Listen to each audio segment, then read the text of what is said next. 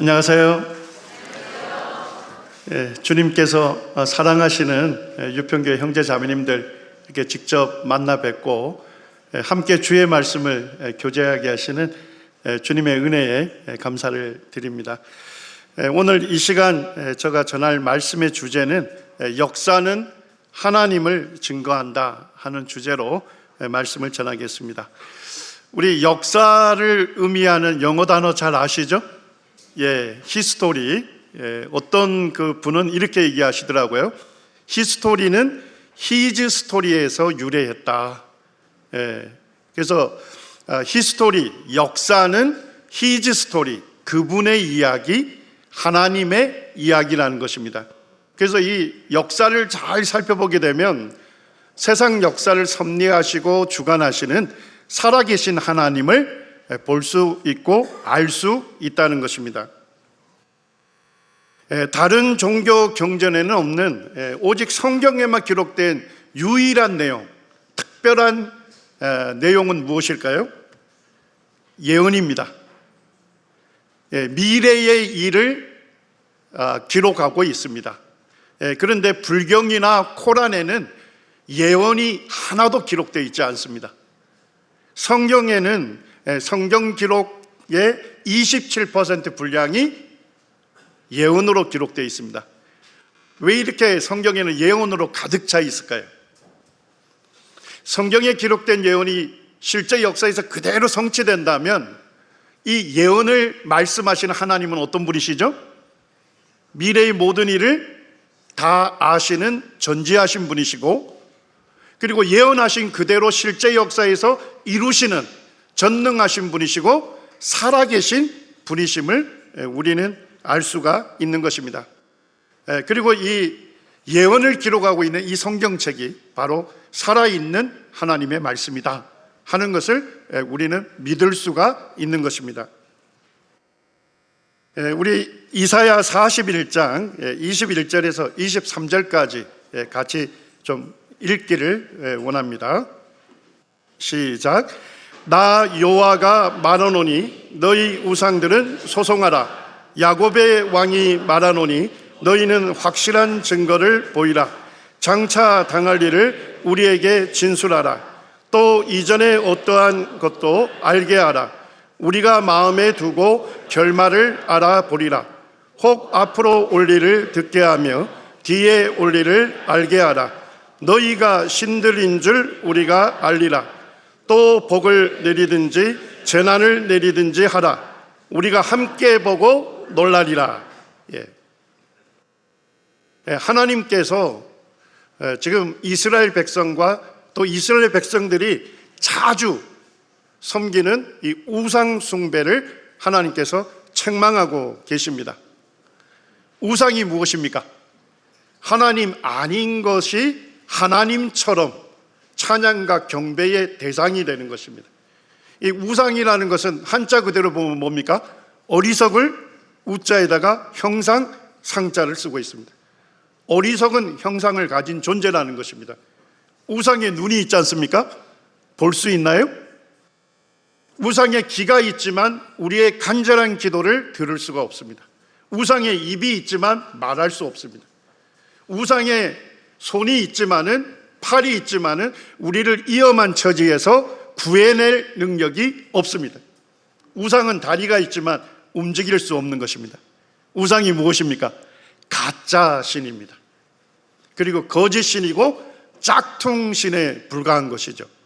그리고 하나님께서 받으셔야 할 경배를 가로채는 우상은 악한 존재인 것입니다. 이스라엘 백성들이 여호와 하나님을 섬기면서도 자주 우상 숭배에 빠졌습니다. 그래서 하나님께서 지금 도전하고 계신 거예요.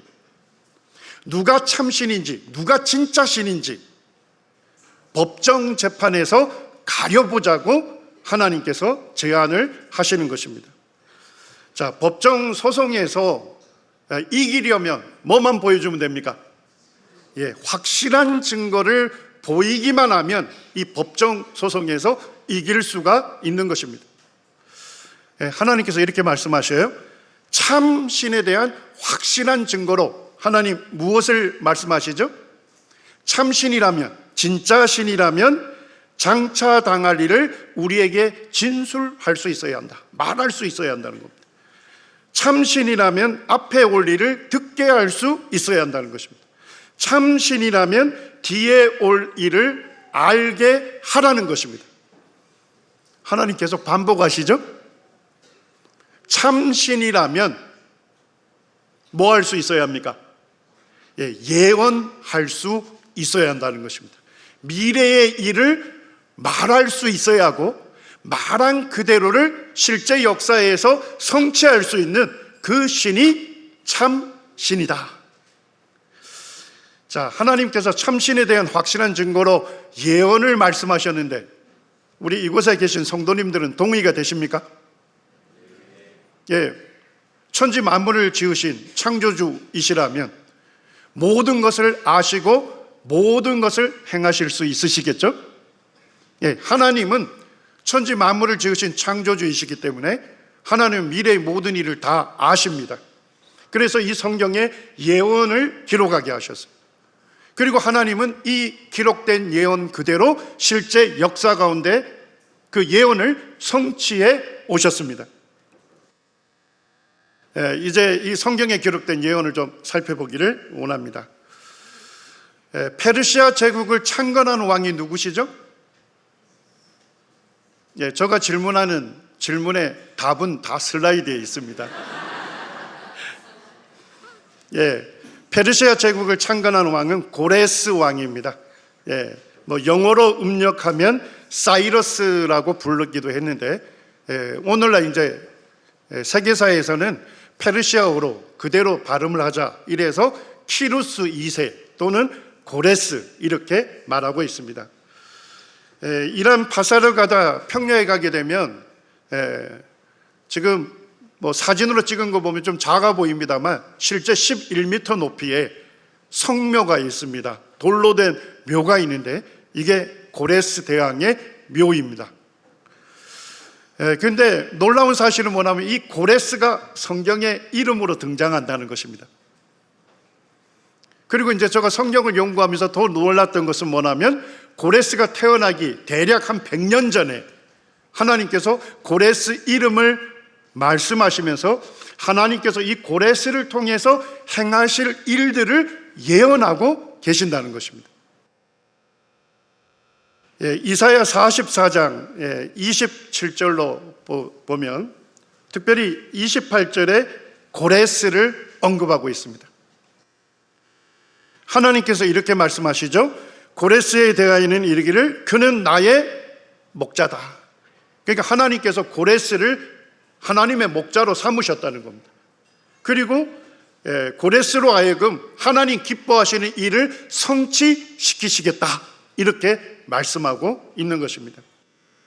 이사야 선지자는 대략 BC 700년경에 활동했던 선지자입니다. 그런데 고레스는 언제 태어났을까요? 대략 BC 한 600년경에 실제 이 세상에 태어난 겁니다.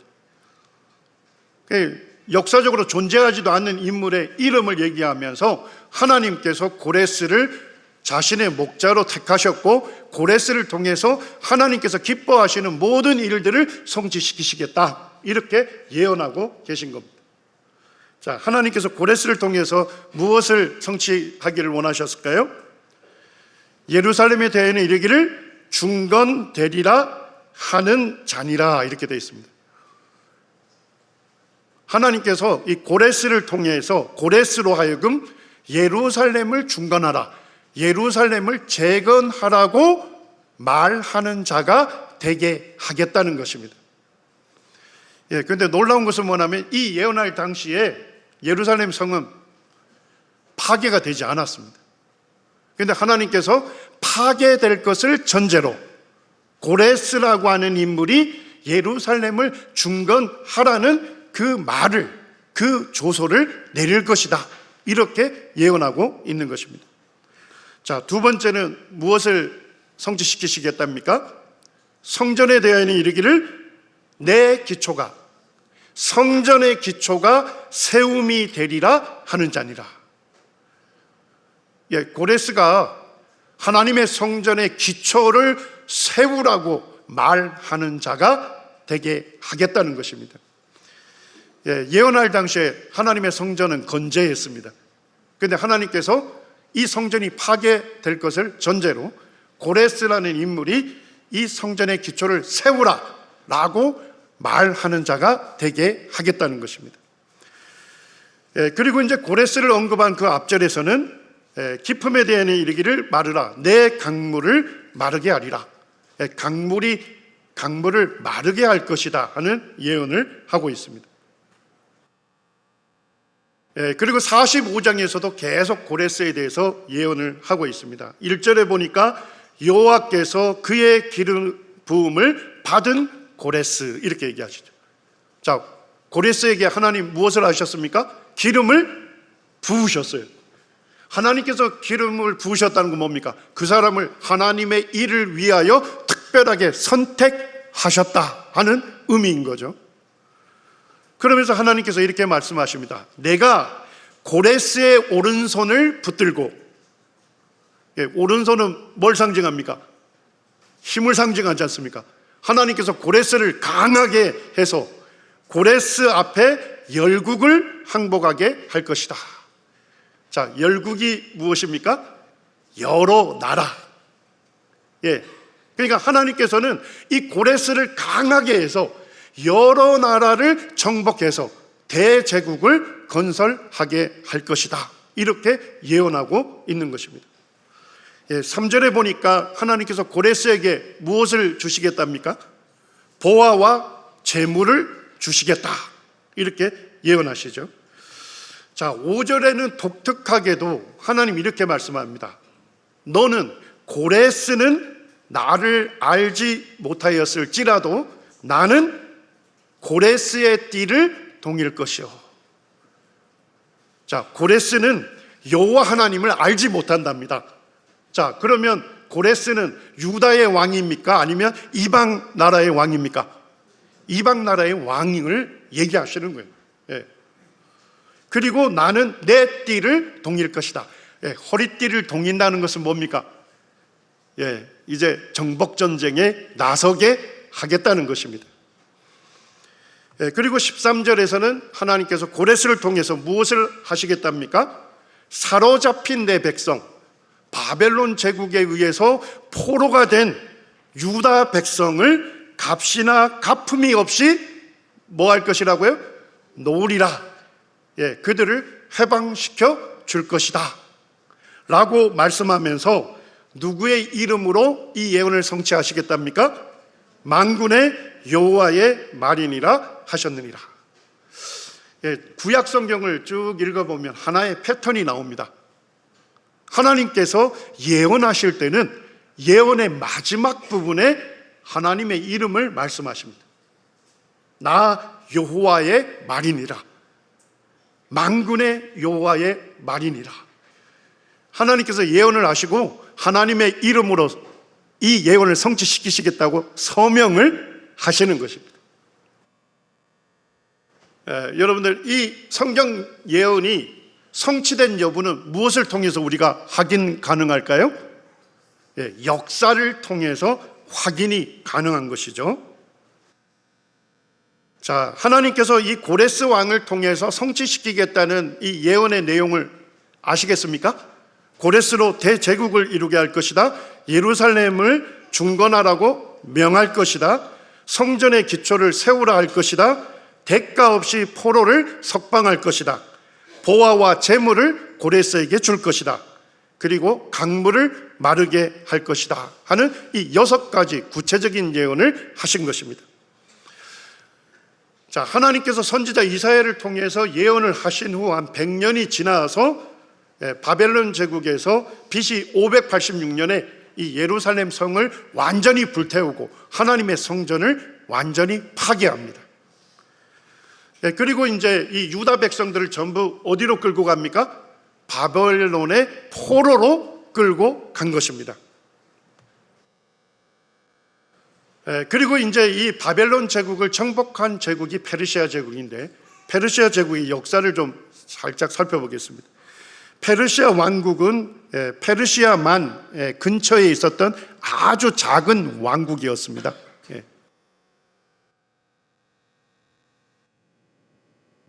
거기 보시면 노란색으로 보이는 데가 메데 왕국, 메디아 왕국입니다. 역사적으로 보면 이 메데 왕국은 BC 9세기에 왕국이 세워졌어요. 그런데 페르시아 왕국은 BC 7세기에 세워집니다. 메데 왕국이 더 빨리 세워졌고 더 많은 영토를 차지했고 더 강한 왕국이었어요. 자, 그러니까 페르시아 왕국은 메데 왕국의 뭐가 되었을까요? 식민 국가, 복속된 국가로 존재했습니다. 그래서 메데의 공주를 이 페르시아 왕의 왕비로 줘서 결혼 동맹을 맺고 이 페르시아 왕국을 아주 효율적으로 통제를 했던 것이죠. 그런데 이게 반전이 됩니다. 고레스가 페르시아의 왕이 되면서 9년 뒤에 자기 외할아버지의 나라인 메데 왕국을 정복합니다. 그리고 메데 페르시아 왕국을 세웁니다.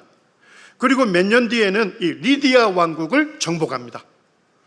여러분들이 리디아 왕국을 챗GPT에다가 검색을 해보시면 고대의 금생산 제1국가입니다. 그리고 그때 정복당할 때 리디아 왕국의 왕이 크로에수스라는 왕이었습니다. 우리나라에서 지금 제일 부자가 누굽니까? 뭐 이재용 씨 정도 됩니까? 그러니까 어떤 부자가 있을 때 야, 저 사람은 이재용 씨만큼 부자다 이러면 야, 그래도 대한민국에서 가장 부자 중에 하나다 이렇게 말하는데, 이 고대에서는 누구를 얘기했을까요? 이 크로에수스 왕만큼 부자다 이러면 그 사람이 제일 부자다 이런 의미를 갖는 부자의 대명사였습니다. 자, 그러니까 고레스 왕이 리디아 왕국을 정복하면서 크로에수스에게 있는 모든 금은 보화가 누구의 것이 됩니까? 고레스 왕의 것이 됩니다. 그래서 이사야 45장 3절에 예언된 대로 보화와 재물을 줄 것이다. 그 예언이 구체적으로 성취가 되죠. 그 다음에 그 이후에 바벨론 제국을 정복을 하게 됩니다. 이때가 BC 539년인데 세계사에서는 이때를 메데 페르시아 제국이다 이렇게 기록을 하고 있습니다. 자, 짧은 역사를 쭉 살펴보니까 이사야 45장 1절 말씀처럼 하나님께서 고레스의 오른손을 붙들고 고레스 앞에 열국을, 여러 나라를 항복하게 할 것이다 라고 예언된 이 예언이 실제 문자 그대로 성취되었습니까? 확인 가능한 것입니다. 제가 이제 한 4년 전에 그 대형박물관에 공부하러 갔는데, 대형박물관에 갔더니까 성경을 실제 역사다 하는 것을 증명하는 고고학 유물이 아주 차고 넘치더라고요. 그 중에 이제 제가 벽돌을 봤습니다. 근데 벽돌에 보니까 여기에 인장이 딱 찍어져 있어요, 벽돌에. 근데 거기에 뭐라고 기록되어 있냐면 고레스, 세계의 왕 고레스는 바벨론의 평화를 정착시켰다. 고레스가 바벨론 제국을 정복했다 하는 것을 그 벽돌에 고레스 왕이 건물을 지으면서 자기 인장을 거기다 꽉 박아 놓은 것입니다. 그리고 이제 에스라 1장에 보게 되면 이 바사 왕이 나옵니다.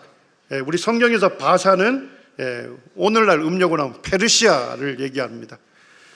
페르시아 왕 고레스 원년에 여호와께서 하신 말씀을 이루게 하시려고 고레스가 온 나라에 공포도 하고 뭐도 내립니까? 조서를 내립니다. 자, 근데 그 조서의 내용이 뭐예요?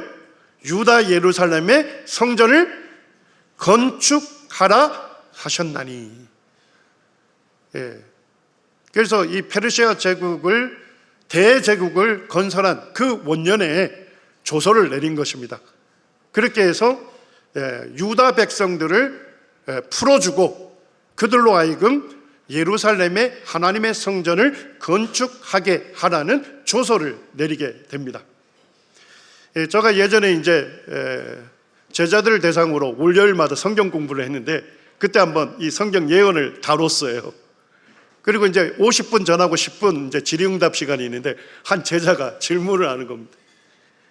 아니, 이사야 44장과 45장에서 하나님께서 고레스를 통해서 성전의 기초를 놓을 것이라고 예언을 했다고 하고, 그리고 그 예언이 성취된 것은 또 에스라 1장을 들어서 성취가 됐다고 하니, 성경에서 예언하고 성경에서 성취됐다고 하면 이거 어떻게 믿을 수 있습니까? 그래서 제가 이 유물을 보여주었습니다. 이 유물이 바로 고레스 원통 비문입니다. 거기에 보게 되면 깨알같이 글이 새겨져 있습니다. 거기에 놀랍게도 고레스 왕이 내린 조서가 기록이 되어 있습니다. 거기에 보면 메데와 페르시아 왕 고레스의 법령이다. 바벨론의 포로를 석방하고 그들의 성전 재건을 뭐하라고요? 지원하라고 하는 조서를 내린 것입니다. 이 원통 비문이 발견이 되면서 무엇을 증명하게 됐습니까? 이 에스라 1장에 기록된 말씀이 실제 역사적 사실이었다 하는 것을 증명하게 됐죠. 그 다음에 또 이 원통 비문이 발견이 되면서 하나님께서 이사야 선지자를 통해서 44장에 그 예언하셨던 고레스로 하여금 성전의 기초를 세우라고 말하는 자가 되게 할 것이다 라고 했던 그 예언을 실제 성취했다 하는 것을 증명을 해주고 있는 것입니다. 제가 이제 대형박물관에 쭉 갔더니까 이제 큐레이터가 설명하는 설명을 들었는데, 큐레이터가 이런 얘기를 하더라고요. 이 대형박물관은 수많은 유물들이 있고 세계사적으로 아주 중요한 유물들이 있는데, 특별히 이 고레스 원통 비문은 대형박물관에서 가장 중요한 유물 중에 하나다, 이렇게 이제 얘기를 하더라고요. 그러면서 이제 제가 우리 한 형제님을 옆에 세우고 이제 찍었거든요. 사실 이제 제가 그곳에 가기 전에는 이 고레스 원통 비문이 굉장히 큰 건지 알았어요. 책에서는 크게 나오니까요. 실제 갔더니까 굉장히 아담하더라고요. 그런데 거기에 아주 깨알같이 글이 새겨져 있는 거예요. 그리고 이 유물이 발견이 되면서 성경에 기록된 예언이 실제 역사에서 성취되었다 하는 것을 증명해 주고 있는 것입니다. 고대 역사가 중에 이제 요세푸스가 유대 고대사를 썼습니다. 거기에서도 이렇게 언급하고 있습니다. 이사야의 예언은 성전이 함락되기 140년 전에 행한 예언이었다. 이에 고레스는 이 예언을 읽고 하나님의 능력에 감탄하지 않을 수 없었다. 자, 바벨론 제국을 누가 정복했죠? 고레스가 정복했잖아요. 고레스가 바벨론 성을 정복하고 딱 입성하는데 거기에 뭐예요? 유대인들이 있었던 거예요. 그리고 그 유대인들이 고레스 왕에게 당신의 이름이 기록되어 있고 당신에 대해서 예언한 기록이 여기에 있습니다. 그리고 고레스 왕이 이사야 44장과 45장에 자기 이름을 기록하고 있는 성경 말씀을 읽게 된 거예요. 그러면서 그가 크게 감동을 받게 됩니다. 자기가 태어나기 적어도 100년 전에 자기의 이름을 기록했고 자기를 강하게 해서 대제국을 건설하게 하실 하나님, 그리고 자기를 통해서 하나님의 예언을 구체적으로 성취시키겠다는 그 예언이 있는 것을 그가 읽고서 이렇게 얘기를 합니다. 그는 이 예언을 성취시켜야겠다는 진지한 열정에 불타게 되었다. 따라서 고레스는 바벨론에 있는 유대인들 중 유력 인사들을 불러 이같이 말했다. 내가 그대 백성들을 고국으로 돌려보내 예루살렘과 하나님의 성전을 재건하도록 해주겠소. 내가 이 일에 그대들을 돕도록 하겠소. 구체적으로 성경에 기록된 예언 3가지가 성취되었다 하는 것을 이 고대 고대사가 기록을 해주고 있는 것입니다. 에스라 5장 14절에 보니까 고레스 왕이 유다 백성들에게 이렇게 얘기합니다. 하나님의 전을, 성전을 제자리에 건축하라. 이렇게 명령을 하니까 유대인들이 이제 예루살렘으로 돌아오게 된 겁니다. 자, 돌아오자마자 첫 번째 한 일이 뭘까요?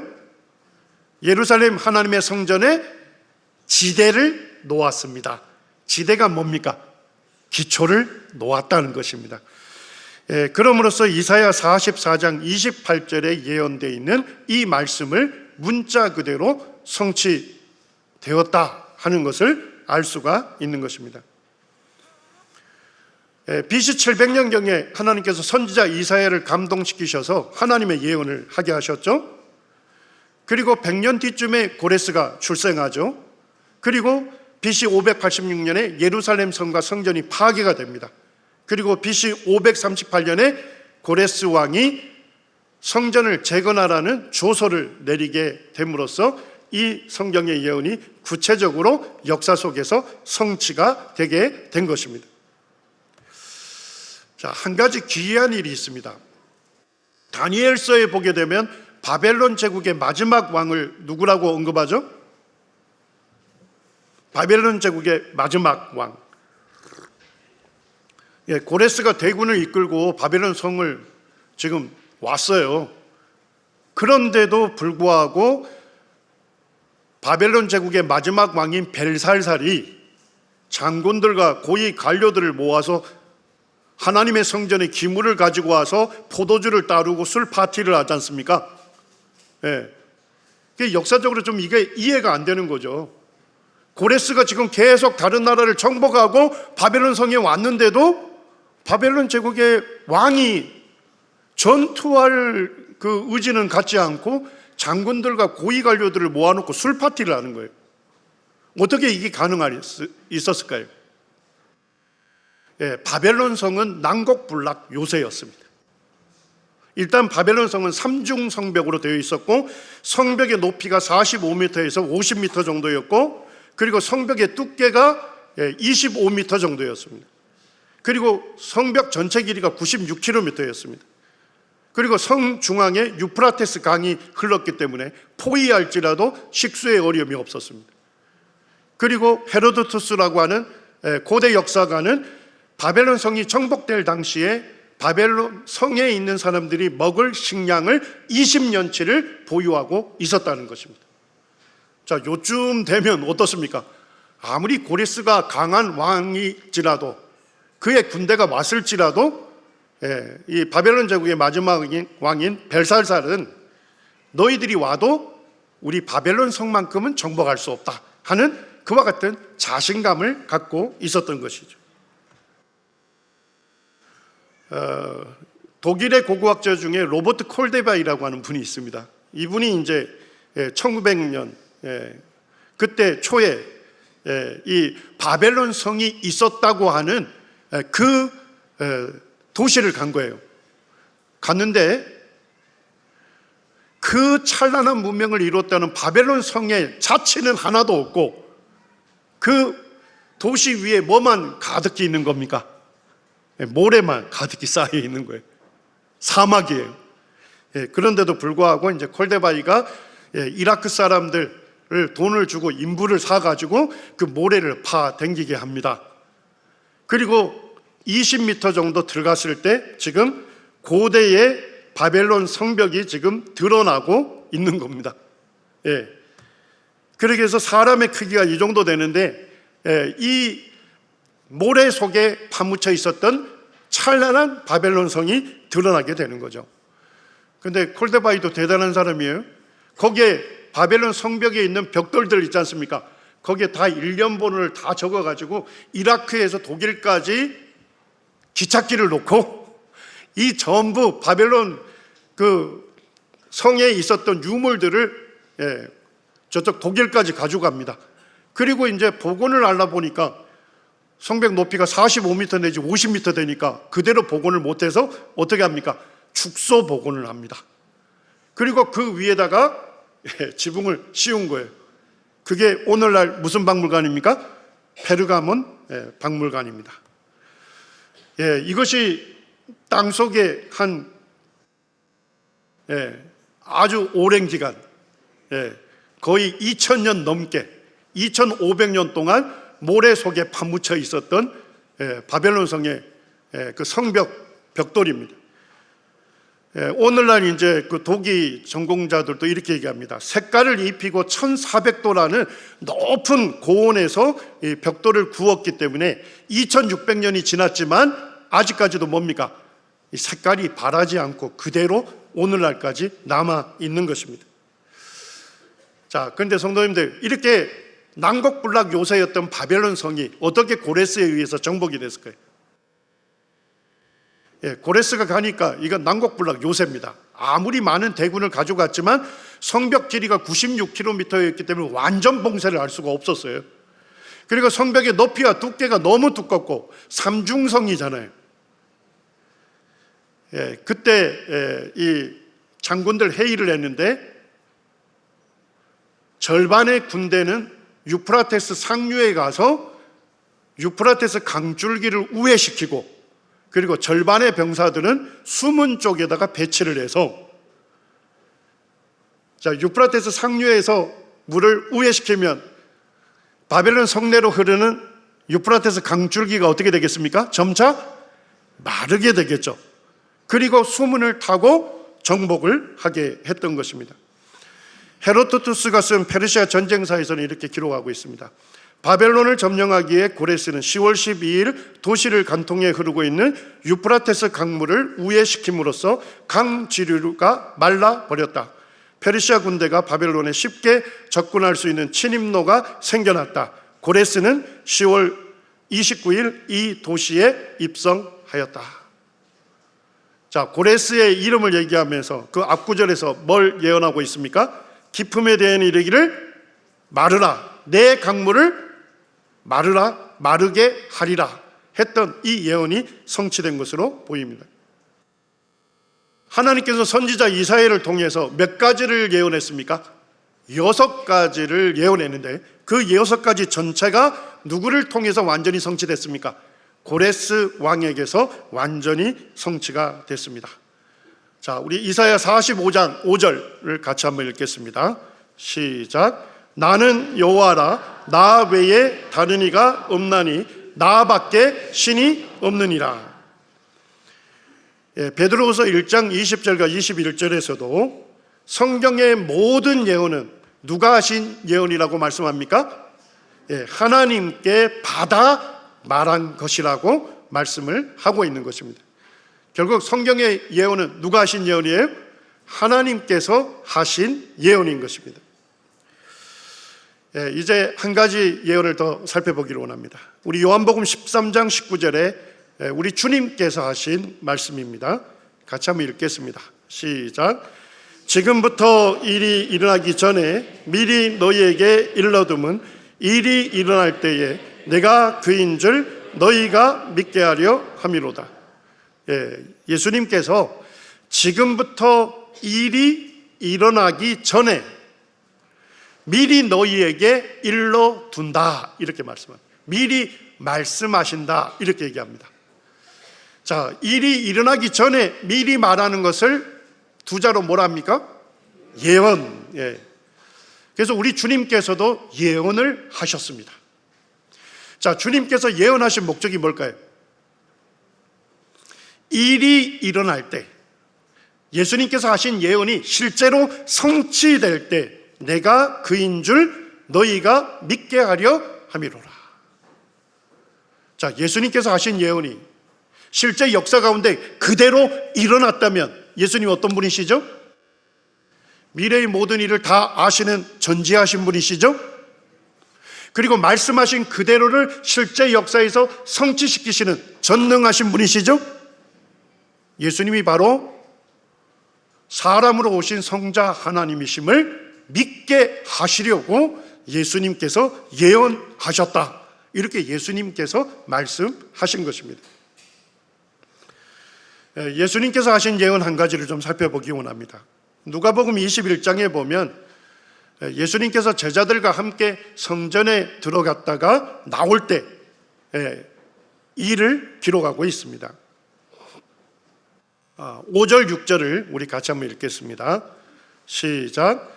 어떤 사람들이 성전을 가리켜 그 아름다운 돌과 헌물로 꾸민 것을 말하며 예수께서 이르시되 너희 보는 이것들이 날이 이르면 돌 하나도 돌 위에 남지 않고 다 무너뜨려 지리라. 예수님께서 살으셨던 그 시대의 하나님의 성전은 아름다운 성전이었습니다. 지금 예수님이 제자들과 함께 성전에 들어갔다 나올 때 어떤 사람이 예수님 앞에서 성전을 가리켰습니다. 그 아름다운 돌과, 성전의 아름다운 돌과 헌물로 꾸민 것을 말했습니다. 헌물이 뭡니까? 하나님께 드려진 물품으로 성전을 꾸민 것을 얘기한 겁니다. 제가 이제 이스라엘을 한 4번 정도 답사를 했는데, 거기에 이제 가게 되면 예수님 시대의 그 예루살렘 성을 50대 1 비율로 만들어 놓은 데가 있어요. 그리고 이제 실제 감람산에 가게 되면, 감람산에 딱 서게 되면 성전 그 전체 지대, 오늘날 지대를 볼 수가 있습니다. 이 시대에, 예수님 시대에는 헤롯 대왕이 이 성전의 기반을 중축을 했어요. 그래서 성전이 어느 정도 그 지대가 규모였냐면 축구장 25개의 규모였습니다. 굉장히 거대했습니다. 그리고 이제 이 성전의 벽돌은 뭐로 쌓았습니까? 평균 한 4톤짜리 정도 되는 것을 대리석으로 쌓았습니다. 그러니까 굉장히 성전이 웅장해 보였죠. 그리고 성전의 출입구와 성전 안의 내부는 뭘로 입혔습니까? 황금으로 입혔기 때문에 대단히 화려했습니다. 그러니까 예수님 시대에는 유대인들이 이 성전에 대한 굉장한 자긍심을 갖고 있었던 거예요. 그래서 예수님이 지금 성전에서 나오니까 어떤 한 사람이 성전을 가리키면서 이렇게 얘기한 거죠. 예수님, 성전이 얼마나 거대하고 웅장하고 화려합니까? 자, 그런데 예수님 뭐라 하십니까? 예수께서 이르시되 보라, 너희 보는 이것들이 날이 이르면 돌 하나도 돌 위에 남지 않고 다 무너뜨려 지리라. 이 아름답고 화려한 성전이 완전히 파괴될 것을 예언하신 것입니다. 제가 이제 그 예루살렘 성전 그쯤에 가니까 그 서쪽 벽이 있습니다. 통곡의 벽. 그 옆에 터널이 있어요. 터널. 유대인들이 이쪽 그 성전의 통곡의 벽 북쪽은 아랍 사람들이 거주하는 지역이기 때문에 유대인들이 거기서 뭘 할 수가 없어요. 그래서 어떻게 했냐면 성전의 기초, 이 땅속에 묻혀있는 기초가 얼마나 대단한 것인지를 보기 위해서 아랍 사람들이 사는 구역 밑으로 터널을 뚫은 겁니다.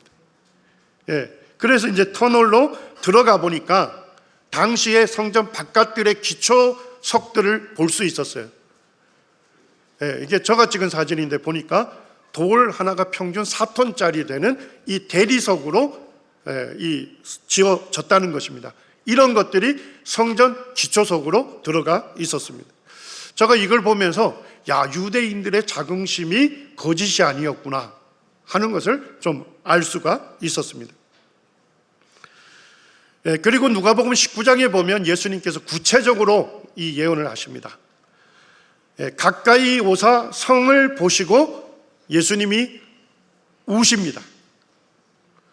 이때가 예수님께서 예루살렘 동쪽 산인 감람산에서 지금 성전 방향으로 오고 계셨어요. 감람산에 서게 되면 성전 전체가, 예루살렘 성 전체가 다 조망이 됩니다. 그런데 예수님이 가까이 오사 예루살렘 성을 보시며 우셨다.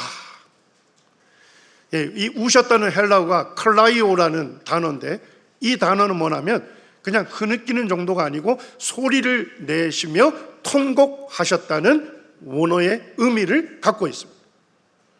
자, 왜 예수님께서 예루살렘 성과 성전을 내다보시면서 통곡하셨을까요? 예루살렘 성과 성전의 미래를 예수님께서 내다보시고 자기 백성이 겪을 그 고난과 핍박을 내다보시면서 예수님께서 예언을 하시는 것입니다. 자, 첫 번째 예언이 뭡니까? 날이 이를지라 내 원수들이 토둔을 쌓고 너를 둘러 사면으로 가둘 것이다. 자, 원수들이 와서 뭘 쌓습니까? 토둔이 뭡니까? 흙으로 된 성을 쌓아서 예루살렘 성 전체를 둘러 사면으로 가둘 것이다. 포위할 것을 예언하고 있습니다. 자, 두 번째 예언은 뭡니까? 너와 및 그 가운데 있는 내 자식들을 땅에 메워칠 것이다. 예루살렘 성 안에 있는 많은 사람들이 죽임당할 것을, 학살당할 것을 예언하고 있습니다. 자, 세 번째 예언은 무엇입니까?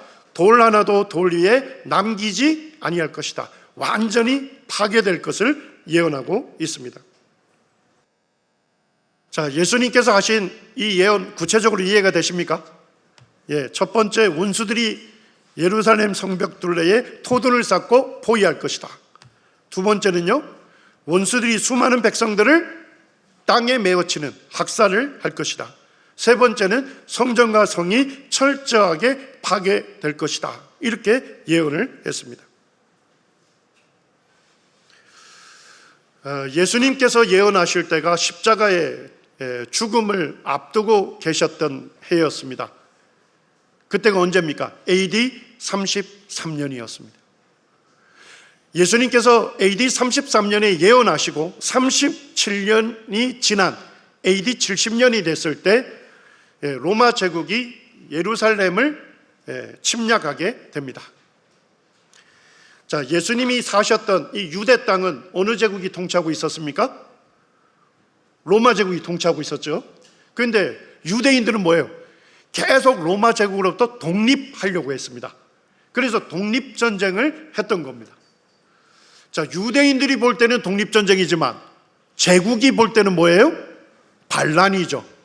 그래서 역사에서는 유대 전쟁이라고 기록하기도 하고 유대 반란이라고도 기록합니다. 당시에 로마의 황제가 베스파시아누스였습니다. 그가 그의 아들 타이터스를 총사령관으로 임명하고 로마의 정예 군단 4개 군단 8만 명의 군인을 예루살렘에 급파합니다.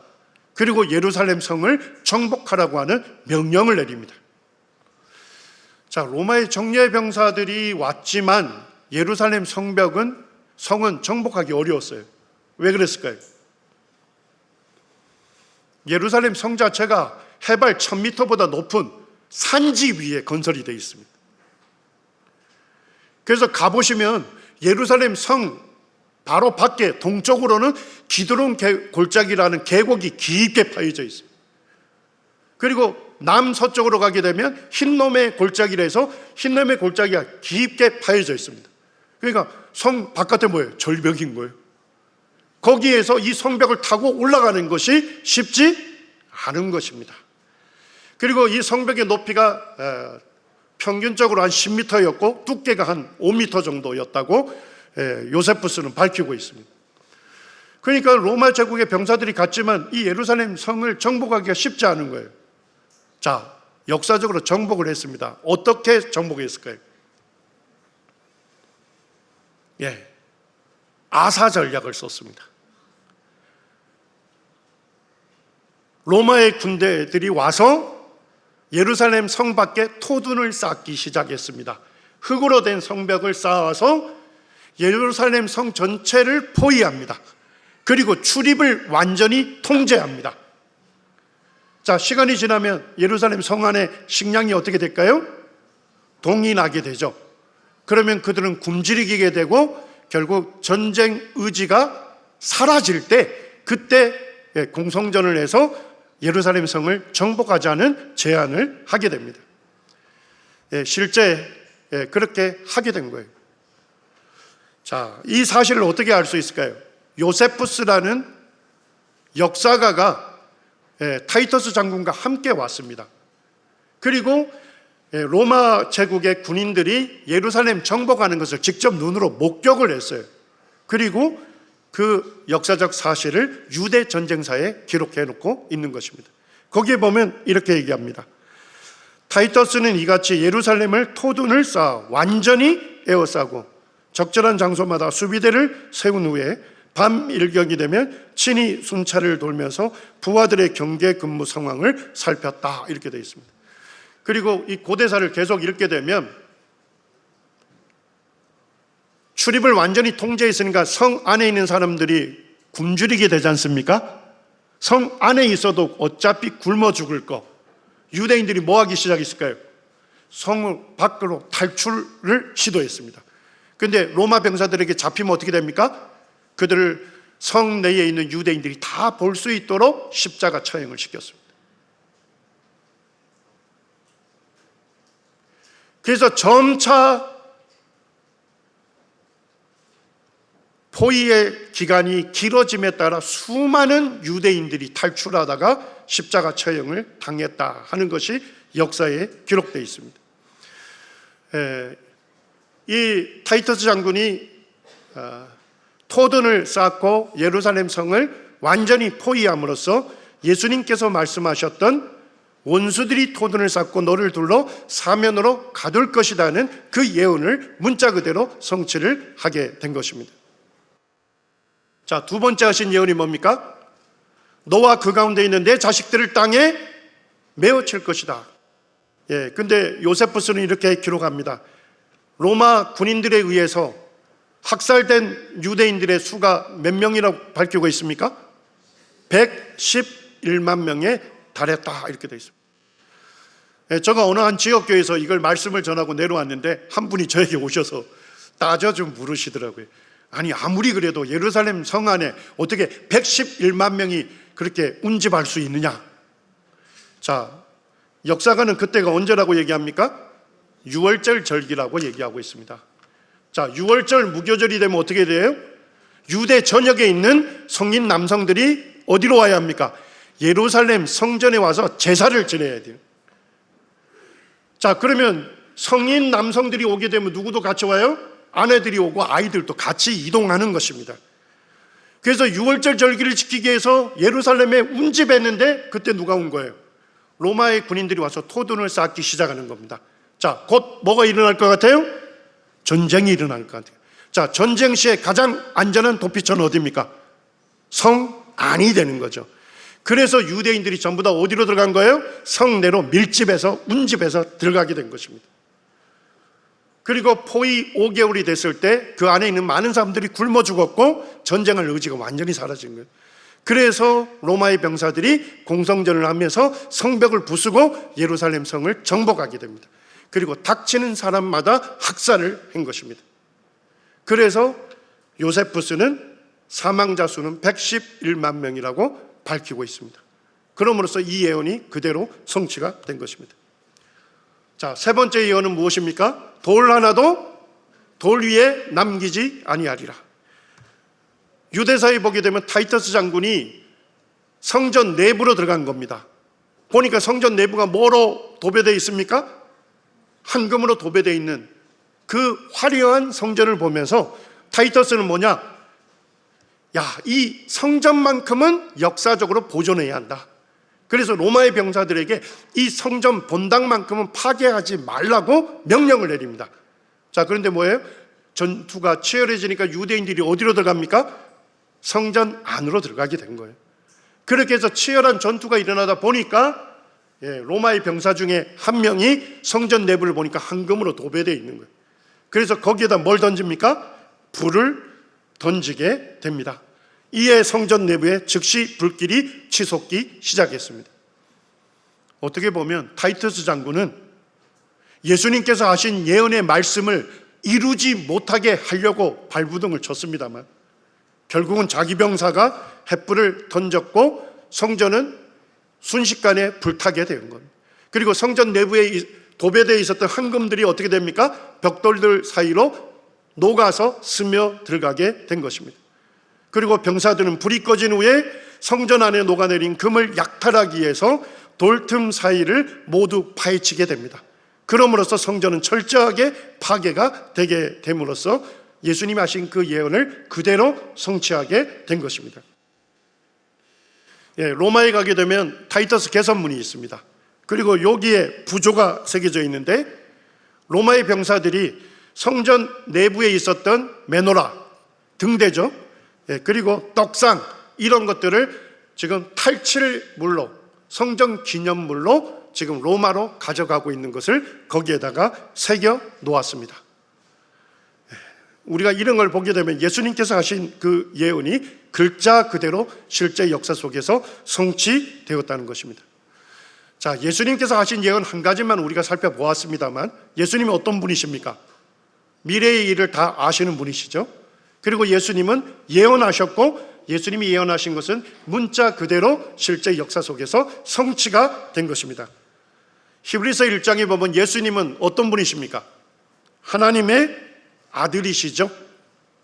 그리고 예수님으로 말미암아 모든 세계를 지으셨다. 여러분들, 예수님은 누구십니까? 하나님 아버지와 함께 모든 세계를 지으신, 온 천지 만물을 지으신 만유의 왕이십니다. 그리고 여러분과 저를 지으신 우리의 창조주이시고 우리 인생의 진짜 주인은 그분이십니다. 자, 그런데 이 크신 왕이 왜 십자가를 못 박히셨을까요? 왜 그분이 십자가를 장원하시고 자기 목숨을 십자가에 내어 주었습니까? 로마서 5장 8절에서는 우리를 위하여 죽으셨다. 예수님께서 만유를 지으신 만유의 왕이시고 우리를 지으신 우리의 왕이, 그 크신 왕이 우리를 사랑하셔서 우리의 죄짐을 짊어지시고 십자가에 못 박히시기로 자원하신 것입니다. 그러므로 우리 모두의 죄악을 예수님이 십자가에서 담당해 주신 것입니다. 이 예수 그리스도를 믿음으로 하나님과 화해하고 화목하게 된 거예요. 이제 하나님의 소유된 백성으로 섬기게 되었습니다. 하나님의 사랑받는 하나님의 자녀로 살게 되었습니다. 우리의 주님이신 예수 그리스도의 아름다운 삶을 본받고 그분의 제자로 살게 되었습니다. 이 놀라운 일을 이루신 우리의 왕이신 예수 그리스도, 그분을 찬양합니다.